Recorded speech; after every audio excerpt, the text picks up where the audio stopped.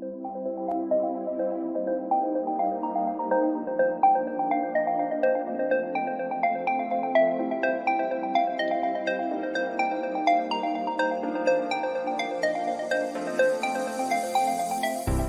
sentient beings from all known universes and beyond. It's time to activate your cranial downlinks and prepare to receive a raft of discussion on a cosmic ocean of science fiction and fantasy topics, interviews with local area genre devotees, and insightful prognostication by our soothsayers of science fiction, our forecasters of fantasy, and any other beings that happen to get caught in our gravity well. This is the Galactic Driftwood Podcast.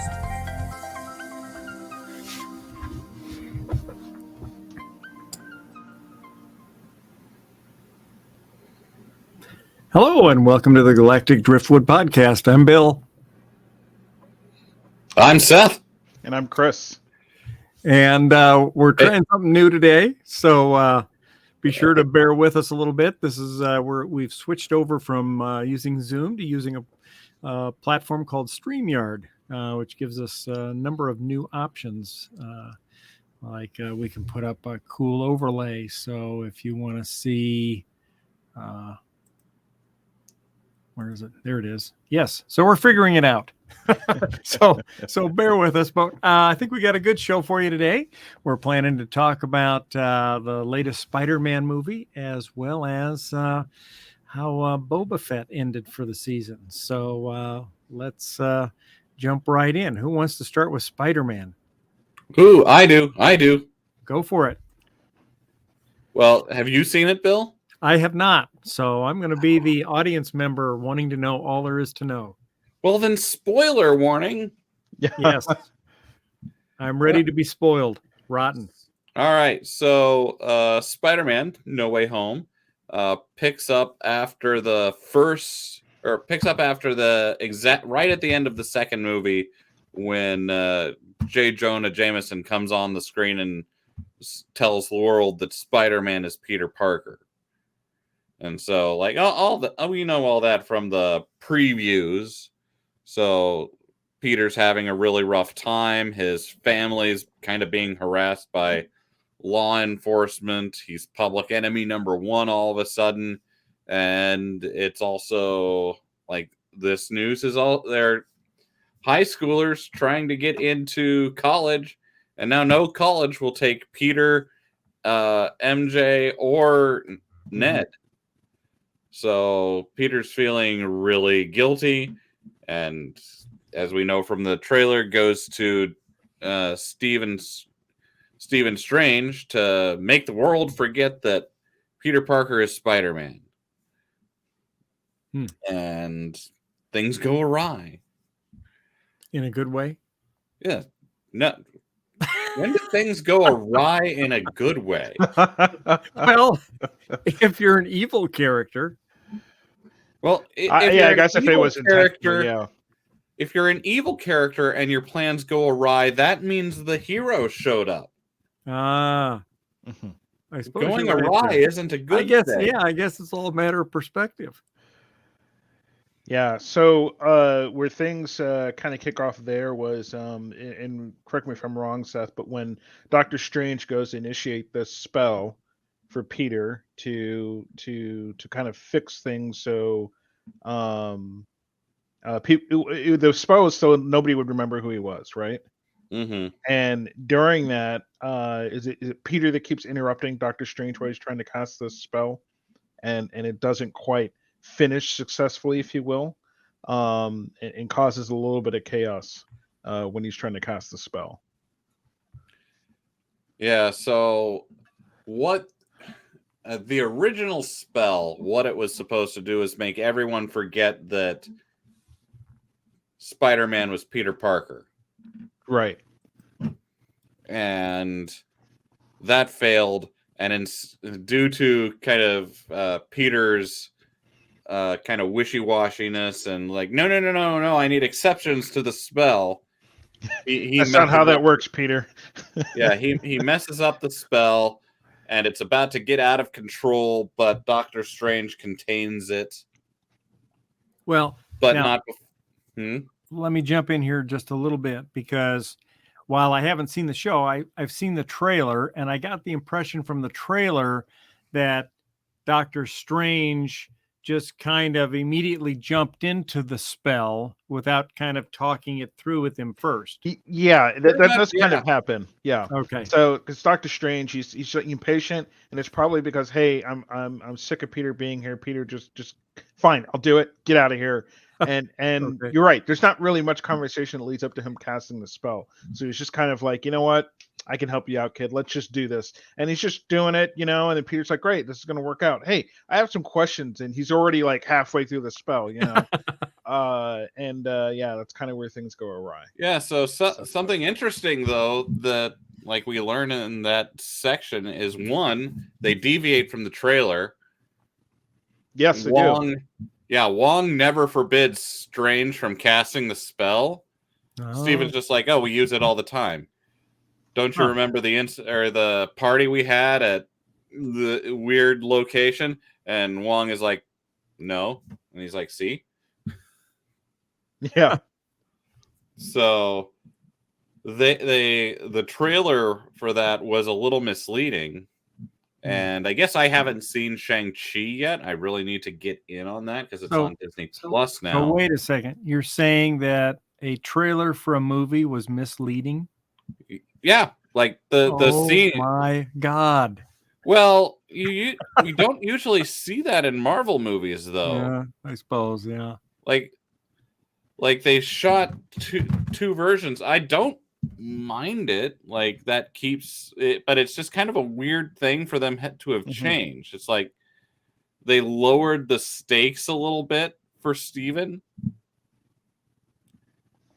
Yeah, and I think I've seen that though in other trailers. There are trailers I've watched for other films where scenes never made it into what we'll call the final cut. So sometimes those trailers are made way ahead of time, and for whatever reason, it gets cut. And I don't know if it would have changed much of anything had it gone one way or another. But maybe they thought the humorous route where, hey, well, you remember this? No, okay then. That could maybe be. They're maybe like, that was just they wanted a funnier take on it as opposed to being forbidden from doing it. Yeah, I can see that. Like it was pretty serious right at the start of the movie, so maybe they needed that, like the tone. That Marvel formula needed the joke right there, since all their movies are very quippy. Yeah. But yeah. So what the spell does is it, instead of making everyone forget about Peter Parker, it starts pulling in everyone who knows Peter Parker is Spider-Man from these alternate realities. And since in every Spider-Man movie leading up to, or Spider-Man movie in the past, the villain at some point pretty much immediately figures out that, or at some point in the movie figures out Peter Parker's Spider-Man. He's not very good at keeping a secret identity.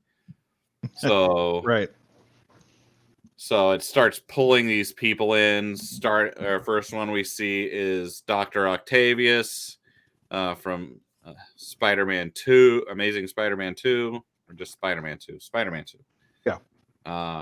And then we get Pumpkin Bomb from Norman Osborn. And then later on we meet Pumpkin Bomb. Yeah, from Green Goblin, the very Goblin first or whatever, Spider-Man movie. No. Oh, that's been a while. And that's kind of the thing, is we're bringing all these people back. Yeah. Huh. Yeah, wow. Willem Dafoe is still a really good Green Goblin. Yeah. He is in this, and they also bring he's a big part of this. He is for this one, yeah. Gosh, I just blanked on his name. The Electro guy. Jamie Foxx's character from one of the other Spider-Man films.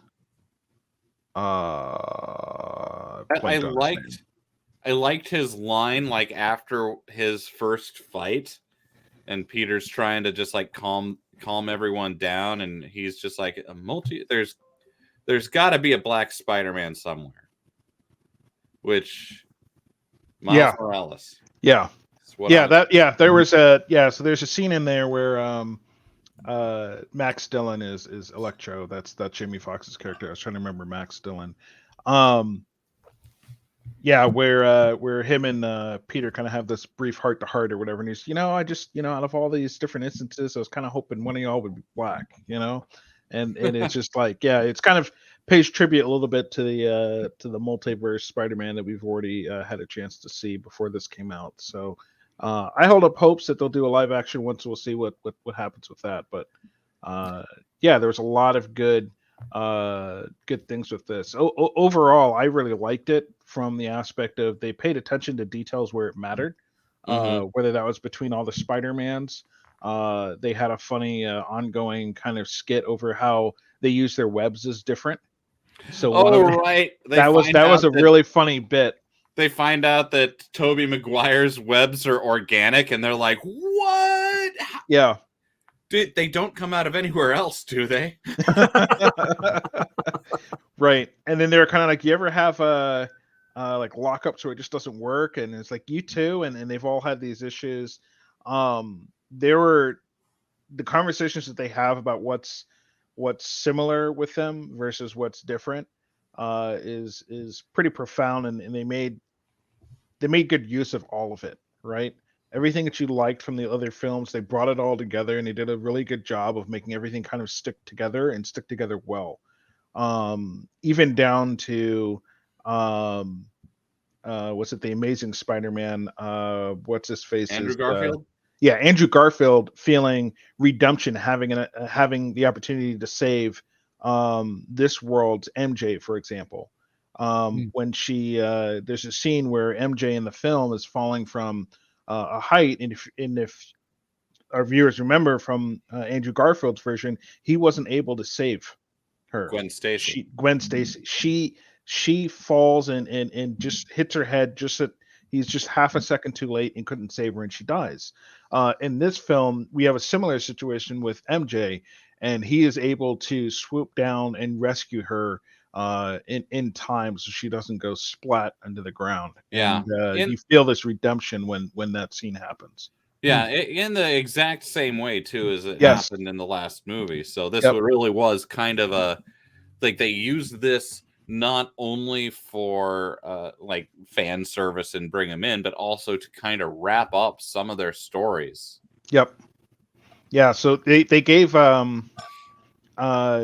closure to these other Spider-Men, and that was good. Each Spider-Man was able to kind of complete or further their own story.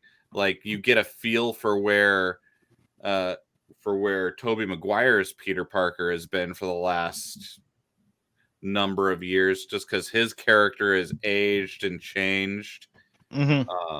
They make a really funny joke about him looking like a youth pastor. But yeah, like, all of that is good. I loved the interaction and the interplay between the three of them, and they all seem to be having a lot of fun. Yeah, there's science is always a big thing with the Spider-Man when they really have to go build something, and there's a scene in there where they have to go build something, and so you get to see them all kind of working all with their little kind of quirks in the same lab together. What was it? Well, the point of the movie, like, all the villains come into the MCU. And the point of it is, though, that they come in right before they would have died in the movie that we last saw them in. So Doc Ock comes in right at the end of that big fight he had with Peter at the end of Spider-Man 2, where he dies, his machine goes bad and he dies. Green Goblin comes in right before he would have gotten stabbed through the chest with his glider. All that, so all the villains come in right before they would have gotten defeated and died. And Doctor Strange wants to casts the spell that sends everyone back just right away. And Peter defies him, and he's like, no, we've got to save these guys. Yeah. And And that- so he captures him, he locks Doctor Strange away, and then the movie is about saving the villains from the last movies. Yeah, it took an interesting turn. So how you think that, these three Spider-Man need to come together to defeat all these villains comes down to how do we save them? How do we give them a second chance almost? And it was pretty interesting how that all panned out. So you got to see a different, maybe slightly softer side of the villains. It was very humanizing because, yes, especially at the end for like, we're spoiling things. I'm just gonna spoil, like, they managed to save everyone, and Willem Dafoe's Green Goblin became kind of the ringleader. He was faking going along with Peter and Aunt May until he could effectively double cross them, and ends up upgrading all the villains with new tech, except for Dr. Octavius, who gets saved early on. Yeah. But then so I was going to say, I don't know that the Sandman got any upgrades, but he didn't get any upgrades, but he did get saved. Yeah, he did get saved. And so, yeah, that was a departure from what I thought the movie was going to be. There was one funny thing where I was just trying to look it up here real quick, but there was Ned, Peter's best friend. I think all the Peters have had their best friends die at some point, and that was kind of brought up. And so Ned's running around like trying to wonder if he's going to end up getting killed during this whole escapade at some point, which was pretty funny.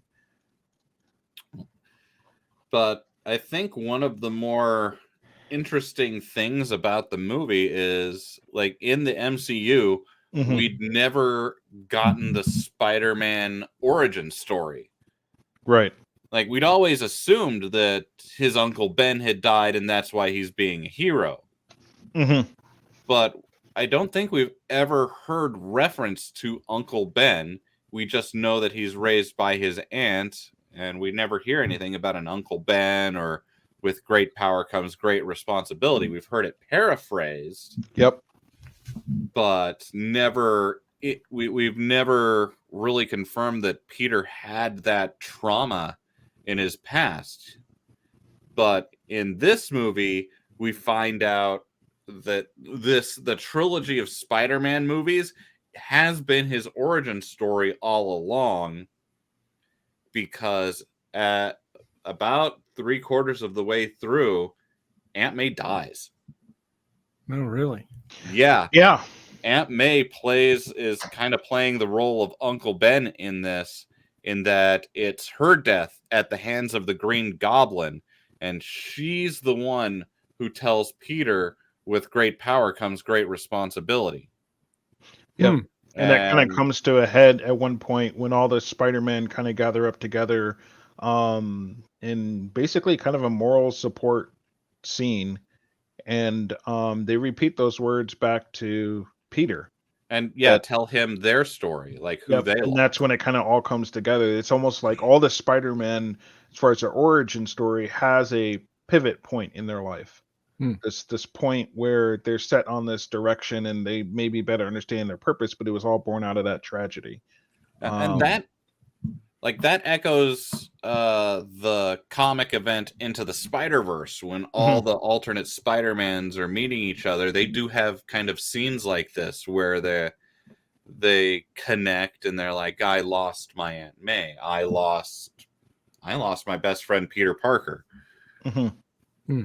And so that was really interesting, because at the very end of the movie, like, we see Peter kind of starting over from nothing, and this is the Spider-Man kind of that we all know and are familiar with now. He's not, because at the end of the movie they had to complete the spell that made it, but they had to change it so that everyone everywhere forgets Peter Parker. Yep. So Peter is starting over with a blank slate. He doesn't have any support from Stark anymore. He doesn't have his Aunt May to fall back on, and he's starting off from scratch. And at the very end, you see him sewing his own costume for the first time, and then swinging out in the red and blue that we kind of recognize from the comic books and from past movies. Yep. And that's for me, that this was as a Spider-Man fan, this was probably my favorite Spider-Man movie I've ever seen. I'd echo that. This was the best Spider-Man I've seen, and it's not in terms of, it's not like, oh, the graphics were the best or anything like that. It was what they managed to do with existing content out there, existing old Spider-Man films, tie it all together and make it work within the universe that they're building going forward. Mm-hmm. It was done well. It wasn't half baked or anything of that nature. There wasn't anything really not to like about it. And again, the way that they managed to, and they crammed it into one movie. Yeah. They managed to get it full circle within one movie, have the life lessons out there. And when you get to the end of it, it was pretty astounding on hey, the last decade and a half or whatever has been an origin story leading up to this point almost. And they managed to pull that off. And I thought that was great. Well, not only that, but they also revitalized two different characters. Yep. Or a bunch of different characters. And it's even completely I don't think they'll do this, but they could bring back those Spider-Men at any point, or do Spider-Man movies set in those worlds. Yeah, I agree. I mean, I was one that growing up, I've always liked the Tobey Maguire Spider-Man. I always thought that was great. And being able to see him come back into the latest gen of Marvel was awesome. Now here's something, because Tobey Maguire, at the time, I thought Tobey Maguire was an excellent Spider-Man, but over time that's kind of soured. And that's fair. Not really soured. I still like him as Spider-Man. He just was never my favorite Spider-Man. Just waned a bit. Yeah. Because I thought Andrew Garfield was a better Spider-Man, and then I have I think Tobey Maguire, or not Tobey, Tom Holland is the best Spider-Man that they've found. He's got the right attitude. He's nerdy. He's got the quips. I think he's spot on. But what I do think, after seeing this movie, is that Tobey Maguire grew into a much better older Spider-Man. Yeah. I'd agree with that. Yeah. He now completely matches what I think of when I think of a Spider-Man who's been on the job for 30 years or 20 years, however long he's been Spider-Man. He looks and he's got the attitude of an older, more experienced Peter Parker.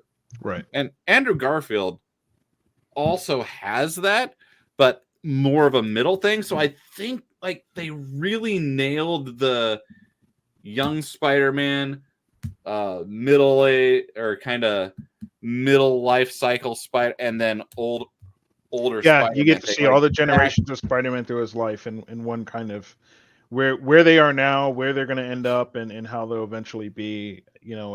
So I guess another way to maybe phrase that is, Tobey Maguire's Spider-Man is a Spider-Man who's kind of lived in and dealt with his trauma and has come to terms with it. Yep.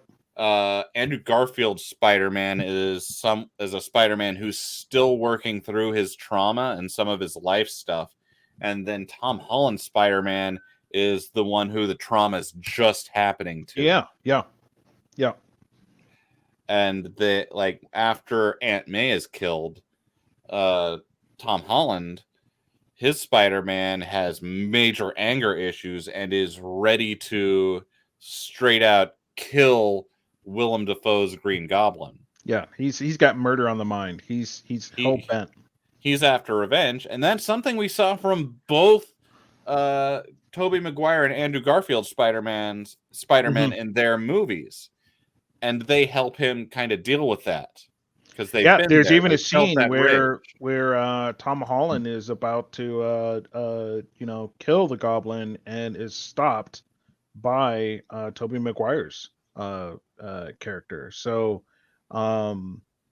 he knows it's the wrong thing for him to do, and ends up stopping him for that. But it was they were there for each other, and were able to provide their life experiences to help each of them deal with their struggles going forward. So overall, I loved it. It was a 10 out of 10 Spider-Man. Yeah, like Absolutely. the writing was just so good. Yep. So did it invalidate anything from any of the previous movies? I don't think so. No, I mean, I don't think so either. Okay. well, it technically invalidates the deaths of those villains if you were to go back into those movies. Okay. Like they would, in the movie, they would reappear having like I think the solution for Dr. Octavius was to fix what had gone wrong with the neural connection in his arms that was causing him to go crazy. They cured the Green Goblin of it, or Willem Dafoe of his condition, so he's not crazy anymore. They cured Jamie Foxx. So basically they remove their powers, more or less. Yeah. Or fix their mental condition, whatever happened. Okay. Interesting. All right.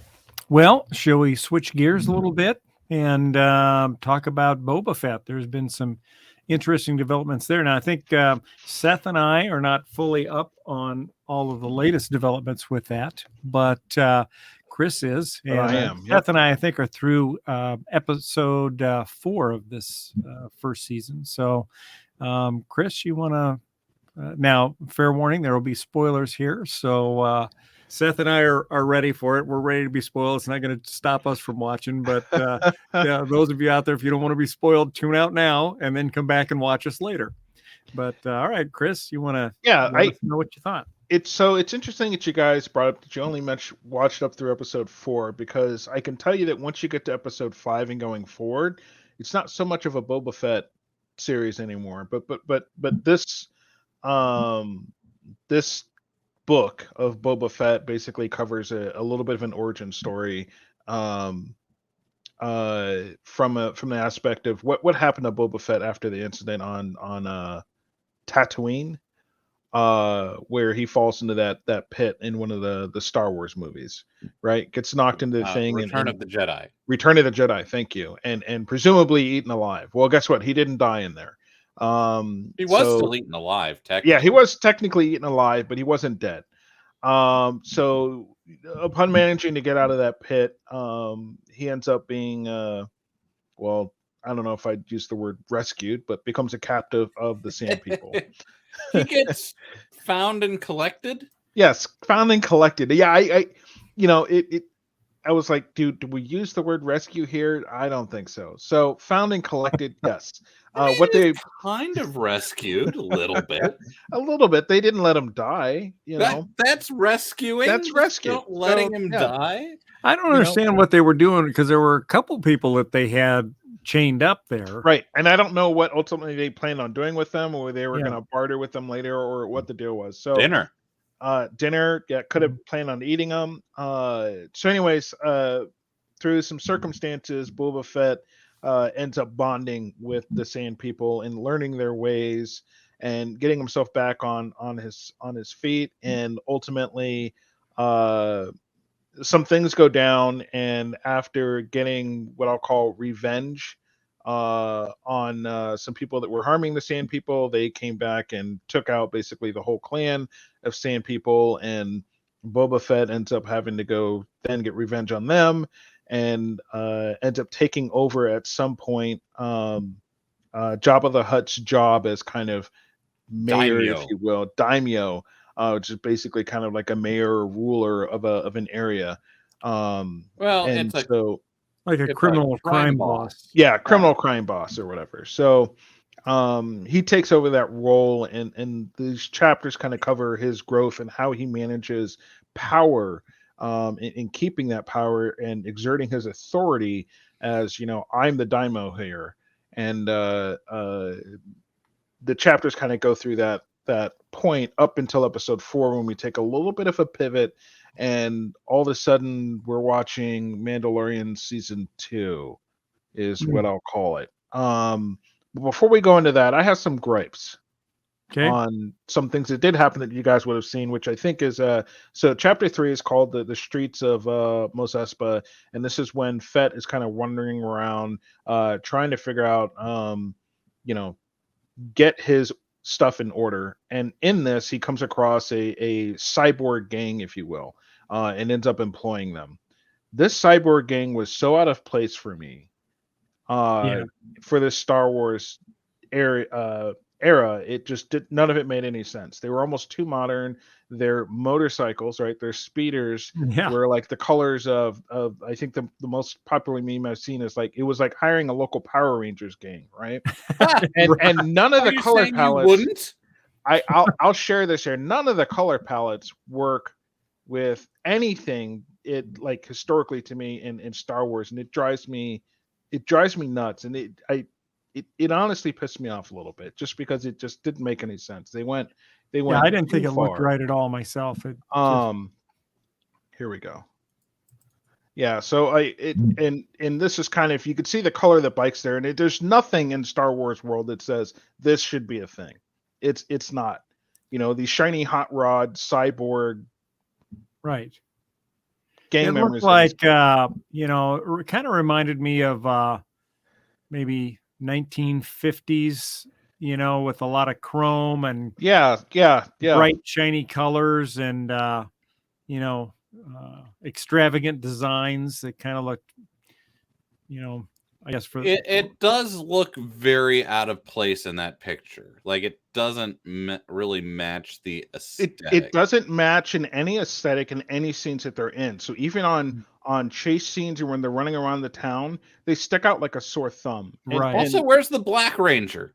Where's the Black Ranger? So there's another thing I'll show, because there's a funny Reddit thread where somebody says basically, hey, I fixed that for you. And it's probably what the bike should have looked like. And I would have had no gripes with that had they just gone that route. And so this is an edit that somebody did that kind of covers just some basic bikes, right? Let's remove the color. Let's just keep it simple. Nothing flashy. Still would have been a little bit weird with all the chrome and the motorcyclist type look.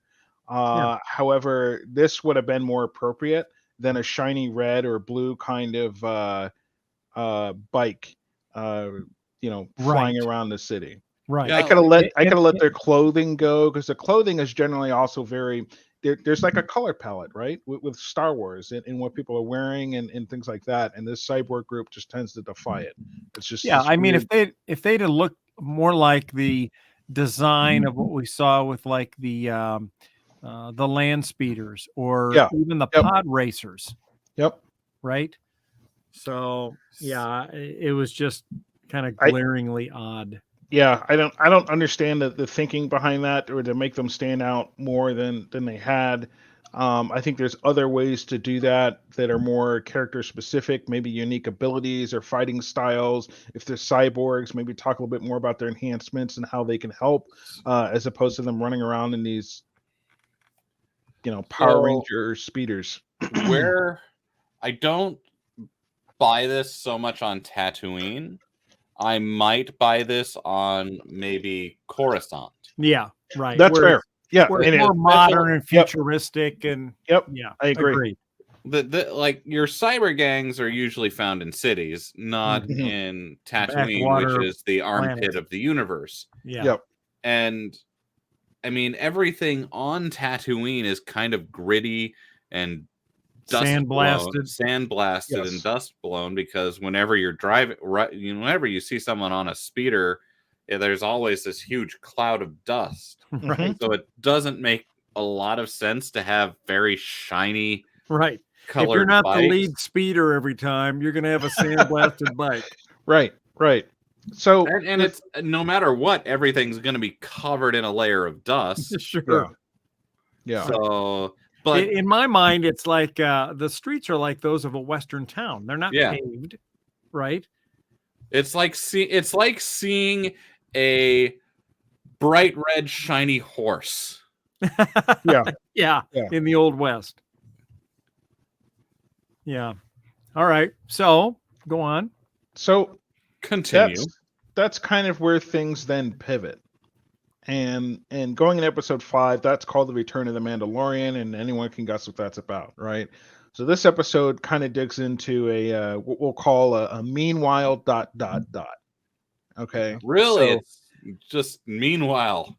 yeah, that's what I would call it. I'd call it a meanwhile, because we're going to take a complete departure from everything that we've been doing on Tatooine with Right. Boba Fett, and we're not even going to have him in this episode. Well, Okay. because they have been leading us to that a little bit by folks asking him the question, have you gotten your armor back yet? Mm-hmm. Right. So implying that this takes place before. Oh, you know, right. Right. Yeah. So, yeah. So go Yeah. ahead. Sorry. So, this is where, like I was saying, Boba Fett needs to get his streets in order, and he needs help to do that. And so when the Return of the Mandalorian kicked in, and the episode starts off with him basically doing his thing, Mando, that is, doing his thing and getting, he's working on a bounty. Is the way this episode kicks out, and I was like, oh, okay. Well, the last episode we ended with Boba Fett needing to get some hiring and some foot soldiers, right? So I was like, oh, well, maybe we're gonna get the Mando here, and he's gonna help him out with his getting his streets in order. Yeah. And yeah, no, this ended up being a complete deviation to Mando misses Grogu, and we're gonna start a multi-episode quest on how is Mando gonna get back to Grogu. That's what the second half of Boba Fett is about.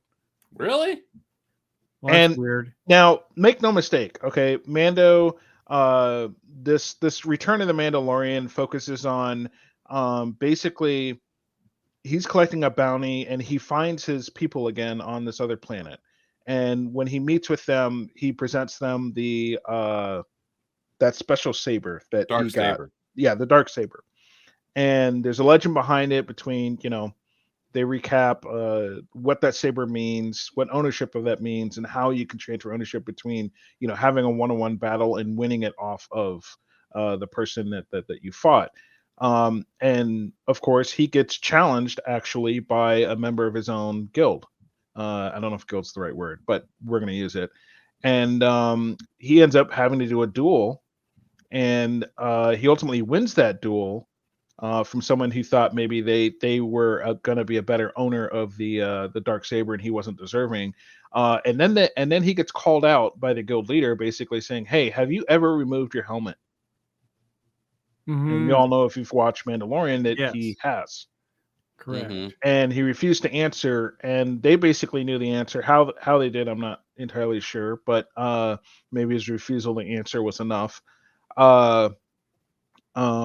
So they actually strip him of being part of the guild anymore, and they banish him. They say, you no longer follow our ways. And that leads him to ultimately leave and end up on Tatooine, where he gets found by Boba Fett's right-hand person. Gosh, what's her name? Let me pull it up here. No.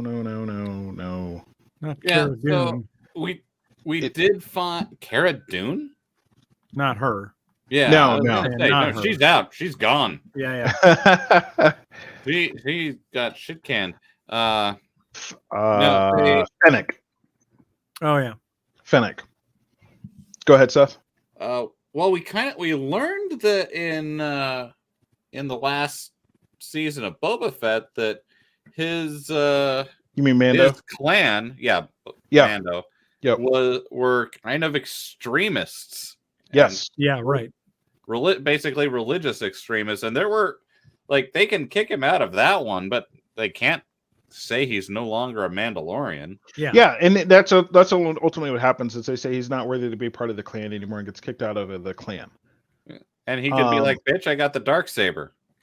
Yeah, he does take it I'm and leave. still your so- boss. I'm your Yeah. boss now.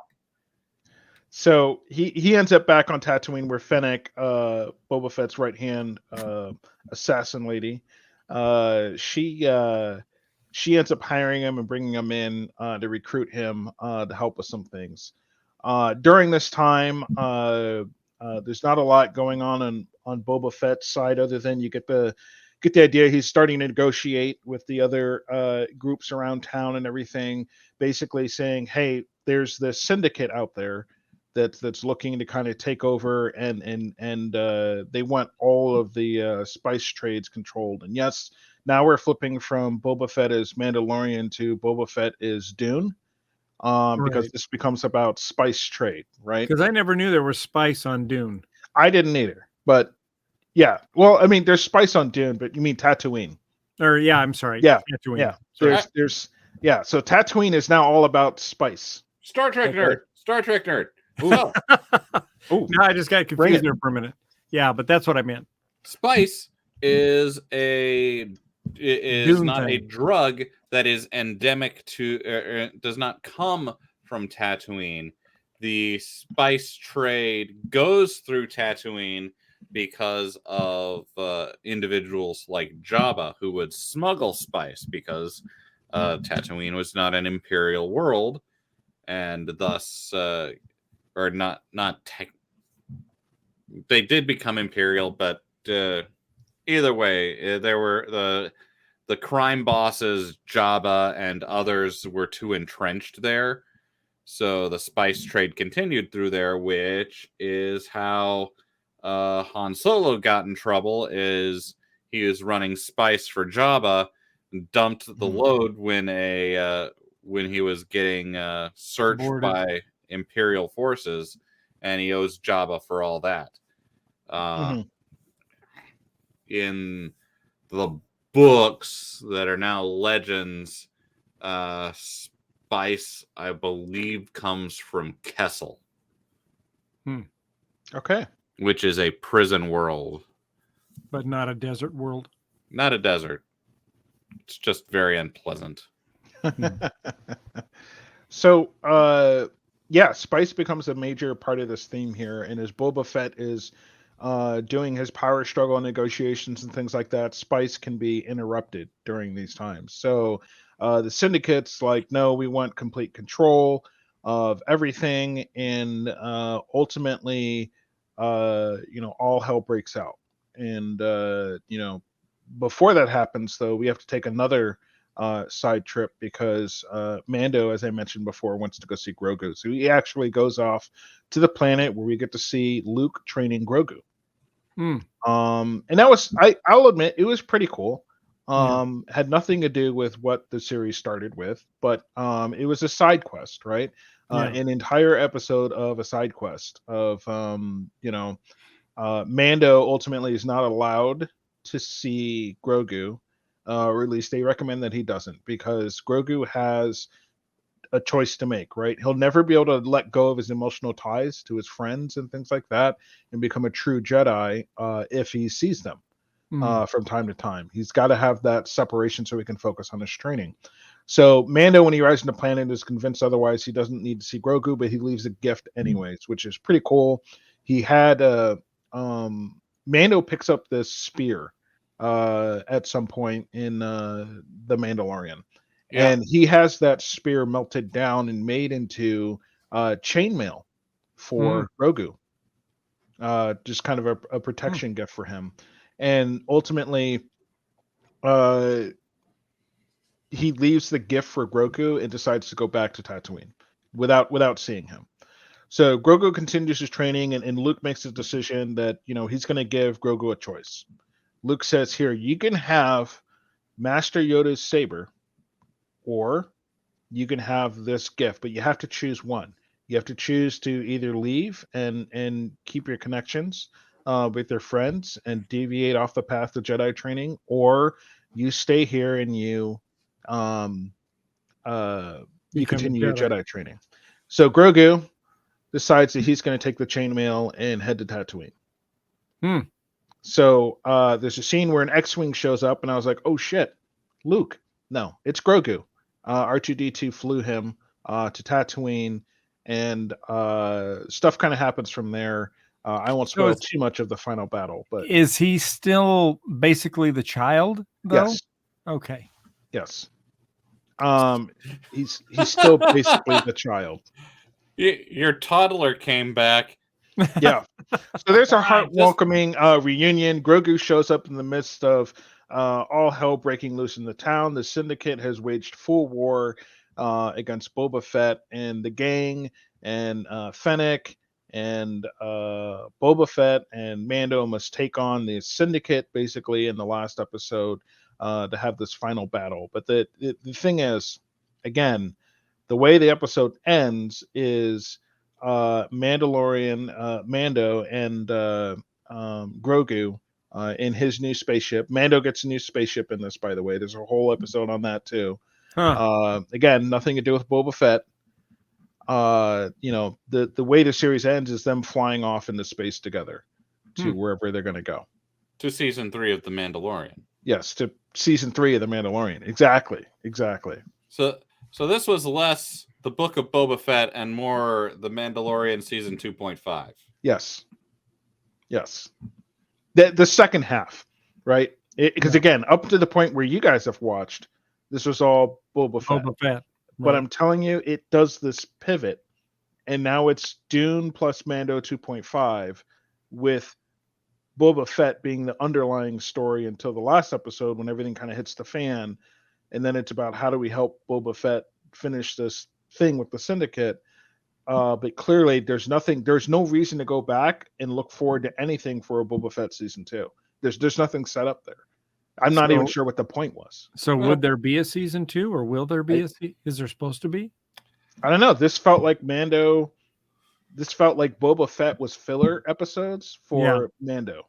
Okay. So it may just be world building. Yeah. A little bit. Like this might have been Mandalorian season 2.5 because that's what they really care about. But this was a little bit of world building with a fan favorite character, Boba Fett, right, and establishing him for maybe use in future seasons. Yeah, it's just, at the end of the day, the whole thing could have been written without any Mando. The entire thing could have been done without him, and there was enough content I feel there from Boba Fett, from how they started it, to get through the last few chapters without having Mando. Right. So I feel it's a disservice to Boba Fett because of that. And I've not read the books, but from even friends I've talked about that have even read some of the additional books and things like that, who knew more of the history there, see there's plenty to draw upon that they didn't have to do that. So, however, it's Disney. The hot thing right now is Grogu and Mando, and so they found a way to do it, and I think they just went over the top. It would have been different if there was one episode where we catch up to what the Mando's been doing, and he shows up and helps on a mission or something, and then leaves, right? And says, "I'm going to go find Grogu. Bye. I have something I got to do," and then that tells us where the next season of Mando's going to start. But they didn't. They literally, it's like Mando 2.5 starts halfway through Boba Fett. Interesting. So. This is also another instance of Luke losing a pupil. Yes, right. It's going to happen to him a whole lot. I think maybe he should have get used to that. I think maybe he should have just given Grogu the chain mail and been like, "Hey, your dad stopped by." Right. Yeah. Left this for you. Time to do some more training. Yeah. Like the whole how long the whole Jedi thing about no connections, that's not working out. It didn't work out for the Last Order. Maybe we should go a different direction. Yeah, you would think that there's a lack of empathy there. There's a lack of figuring out whether you can build a stronger Jedi that does have those ties. Instead of Guess what, old Jedi Council? I'm going a different direction because who's gonna stop me? Right. Yeah, and what I don't understand is Luke kept those ties himself. Yeah. So if he's got family, he's got friends, and he left to go save Han and Leia. He did. He left to go save them, and you know what? Things turned out okay. Turn out well. Well, okay. In the long run, it did. In the long run, it did. Yeah. Well, and how long has Grogu have been in training by this point? I get the sense 2 it was days. months. Months. So you've got a toddler that's been away from his family for months, essentially. Well, technically, I guess for Grogu's age area, maybe a toddler, He's like but Grogu's 50. over 50 years old. Well, I know, but I mean, essentially, he's very childlike, right? Yeah, he's the child. He's like a toddler, Mm-hmm. essentially. But And yeah, I he's don't. been away from his family for a couple of months, learning this whole new way of life. And then you go to him and say, well, you can go back to your family or a new car, or something, or, or this old lightsaber kind of a thing. And, This old lightsaber that smells like old man and swamp farts. Right. I mean, of course, the kid's going to want to go back to his family. He hasn't been in Jedi training long enough. He hasn't learned. I don't think would have had enough time to learn, what it means to be a Jedi and the importance of all the things that the Jedi value. So it seems for Luke to present him that choice as technically what I would call a youngling seems like rather early to be doing that. Yeah, And, I'm gonna. If after his first year or two, then you give him a choice. Say, okay, well, now you've learned the ways of the Jedi. You've begun to master the lightsaber. All these things. You've started to control your abilities with the Force. Do you want to continue down this avenue, or do you want to give that all up and go back to chasing around the galaxy with Mando? I mean, I'm gonna take my superpowers and go home to where I can go form attachments and not be part of this weird monk thing you have going on now. Right.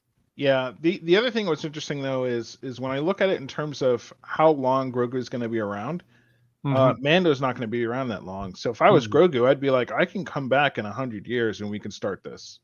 Well, I guess Luke technically, I don't know if Luke would be around then, but probably not. But yeah,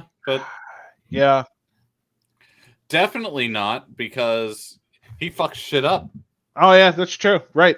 Yeah. We know what happens to Luke ultimately. So yeah, and that's kind of why I don't like the prequel stuff, is because you know where things are going, and so we can't really root for Luke to get his shit in order and get the Jedi Order refounded, because we already know he's gonna fail. Yeah. And I kind of think that Ahsoka Tano would be a better teacher for Grogu anyway. Probably. Yeah. We know that she's kicking around now. So again, short of the cyborg gang, the last half of Mando was, see, I'm even calling it Mando. Of Boba Fett was indeed good.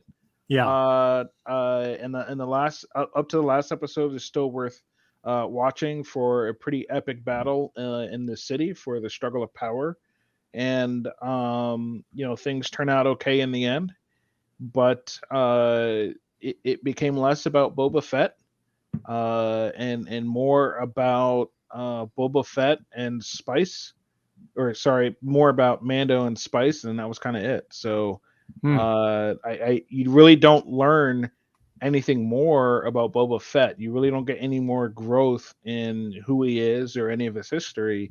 They don't even really do any more of the flashbacks after episode 4, and that's why I say they just took this gigantic departure away from building Boba Fett or taking advantage of having a set of chapters dedicated to him, because they weren't. It was the first 4 chapters dedicated to Boba, and then the rest was something else entirely.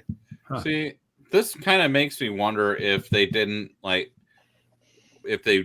a test screening audience, and by episode 3 people were maybe losing interest. Yeah, we need to bring something in to turn this around.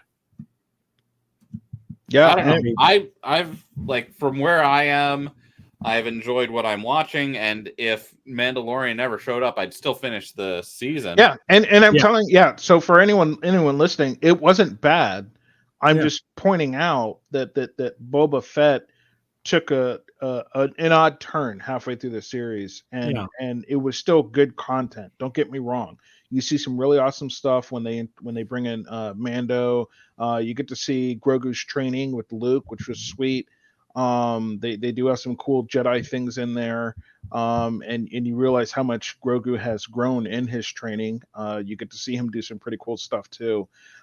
So there's growth there. But it's just weird, right? Just because we were building up something with Boba Fett and then we just took a left turn somewhere.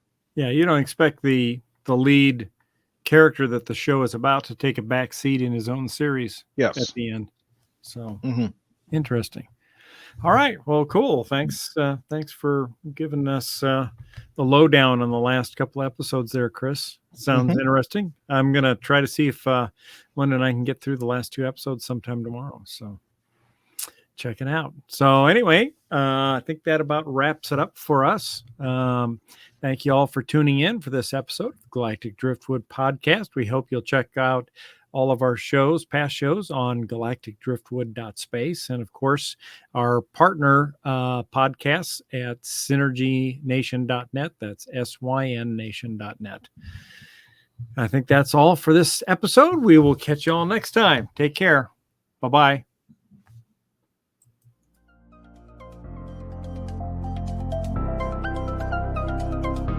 Thanks for listening to this episode of the Galactic Driftwood Podcast. For more information and past episodes, please visit our website at galacticdriftwood.space or subscribe to us on YouTube. And now, please deactivate your cranial downlinks, collect your towels, and be sure to watch your step as you exit our gravity well.